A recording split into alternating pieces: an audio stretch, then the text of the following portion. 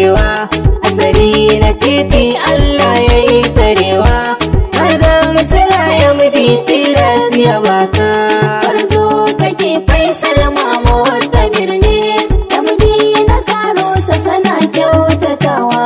Jama'ar Kano na ta yabon ayyukanka. Girma hankali tilas mu kira ka oga, namdon mu kwaya ɗaya ka zarta zoga. Aikinsa baya ɗaukar masu yanga.